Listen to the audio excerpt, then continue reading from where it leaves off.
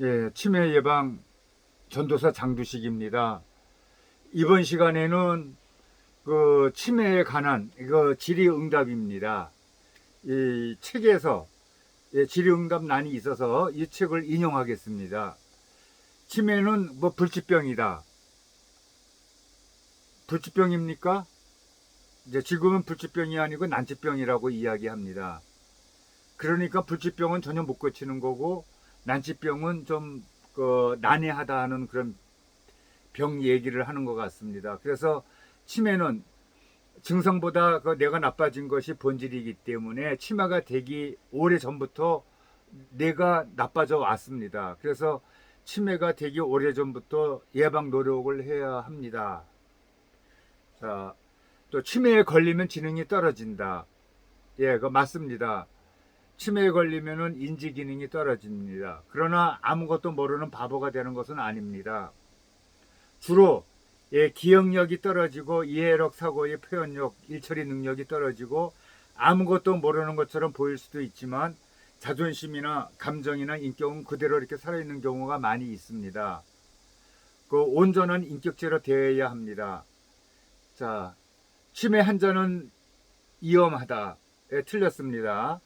대부분 치매 환자는 남에게 위험하지는 않습니다. 치매 환자는 자기 자신을 안전하게 지킬 수는 없습니다. 전두 치매를 비롯한 전두엽이 손상되면은 정신병 증상이 생기고 또 불을 지르거나 남에게 위험한 행동을 할 수도 있습니다. 그 건망증은 치매 초기 증상이다. 예, X죠. 초기 증상은 아니지만 내가 제법 나빠졌다는 그 신호입니다. 그래서 치매 예방 노력을 적극적으로 시작하라는 신호로 받아들여야 합니다.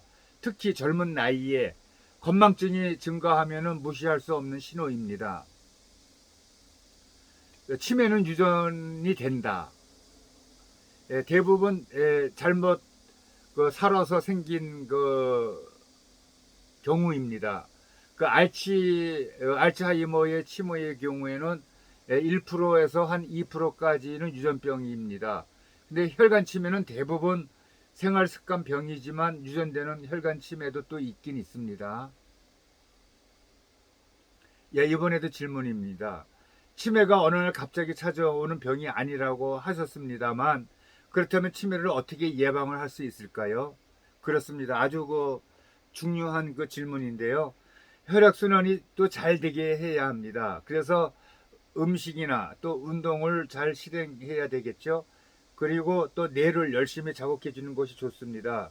그러기 위해서는 운동도 열심히 하고 또 사회 활동도 활발히 하고 그래서 거꾸로 사고와 행동이라고 얘기할 수가 있습니다.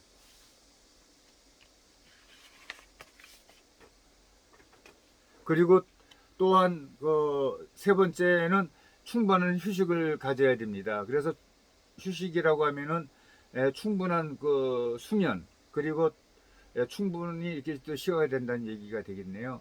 네 번째로는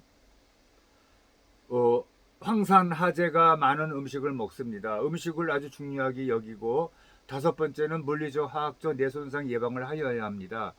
그러기 위해서는 술과 담배를 하지 않아야 합니다. 여섯 번째 마지막입니다. 스트레스 해소, 휴식이나 취미생활 등으로 그때그때 스트레스를 해소해야 합니다. 자, 그렇다면은 내 건강을 돕는 음식도 있습니까? 예, 있습니다. 한 6가지가 있는데요. 첫 번째는 황산화제가 풍부한 음식은 다양한 채소와 과일 채소, 비타민 E, C, D가 있겠습니다. 두 번째, 오메가3가 풍부한 음식은 견과류, 많이 들어보셨죠? 등푸른 생선이나 들깨가루. 세 번째는 염산, 그 다음에 비타민 B9는 시금치. 네 번째는 콜린이 풍부한 음식은 브로콜리 또 케일 같은 십자화가 채소. 다섯 번째는 대뇌를 자극하는 커피 녹차의 적당량. 마지막 여섯 번째는 인지질이 풍부한 음식은 콩, 계란 노란자가 또 있습니다. 이번에도 질문입니다. 내일이 만약에 어버이날이라고 하면은 전화 통화나 직접 만나 뵈었을 때 부모님들의 어떤 그 변화를 눈여겨보면 좋을까요? 뭐 어버이날이 아니고 뭐 어느 날이라도 면회를 갔었을 때에 부모님을 어떻게 관찰하는 게 좋겠냐는 그 질문입니다.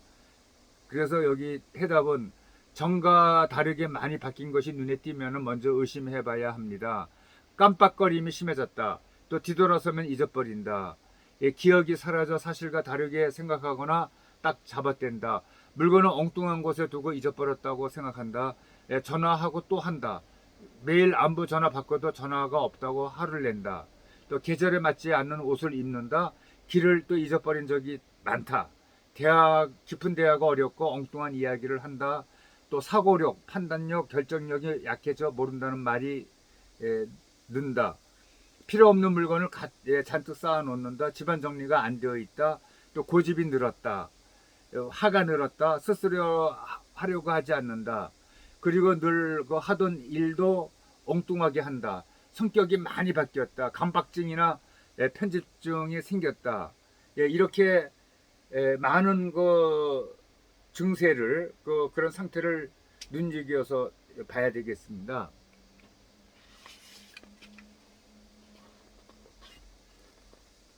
그래서 어디 문안을 갈 때도 한자이기 때는 모자라는 행동을 할 수가 있습니다. 그래서 따지기보다는 품어드려야 되는데 한자에게 맞춰줘야 합니다. 내 기준으로 판단해서는 안 됩니다.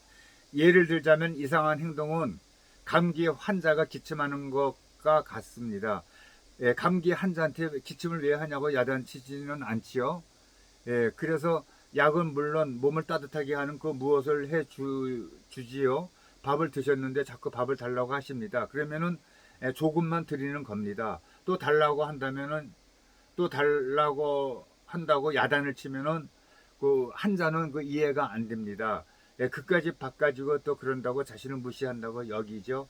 그러면은 병이 더 나빠질 수가 있습니다. 그래서 밥을 계속 드리면 환자가 또 압니다. 배가 부르니까요. 슬며시 알아차리고 다음에는 의심하지 않습니다. 힘든 상황에서는 참 좋은 방법이 있습니다. 내가 부모님이고 부모님이 나라면 이 상황을 어떻게 했을까 하고 역할을 바꿔서 생각해 보면은 바로 이 답이 나옵니다. 묻고 또 묻는다고 속상해하는 보호자에게는 명약이 있습니다. 보호자님이 엄마 아빠라고 말하게 되기까지 수없이 가르쳐 주신 분이십니다. 그렇기 때문에 이번에는 보호자님께서 부모님에게 여러 번 묻는 대로 대답을 해드리면 좋겠어요. 하하하, 부모님께서 어린아이가 되어 가시는 가정이라고 또 생각을 해주세요. 그러니까 우리가 어렸을 때는 부모님한테 뭐 자꾸만 묻고 대묻고 해가지고 뭐 똑같은 질문을 뭐 수십 번 해도 우리 부모님들은 화를 전혀 안 내고 그때그때 다 정확하게 얘기를 해주었습니다. 이제 그것도 이제 입장이 바뀌어서 부모님이 묻고 또 묻고 해도 어렸을 때 생각을 해서 그때그때 이렇게 계속 질문에 대답을 해주는 게 좋다고 합니다. 그 치매는 가족에게 새로운 길을 가는 신호등이다라는 주제로 이번에 치매를 이겨낸 사람들이 이야기라는 책을 또 냈습니다. 그래서 이겨낸 이야기 속에는 치매의 지식 정보를 쉽게 넣었습니다. 그래서 이러한 책을 쓰신 작가분께서는 이제 의사이신데 자기 어떤 경험과 여러 가지 임상 실험과 겪었던 이야기를 요 책에다가 썼습니다. 치매를 이기는 사람들의 이야기. 나중에 또 이 책이 궁금하시면 사서 보시면 되겠습니다. 감사합니다.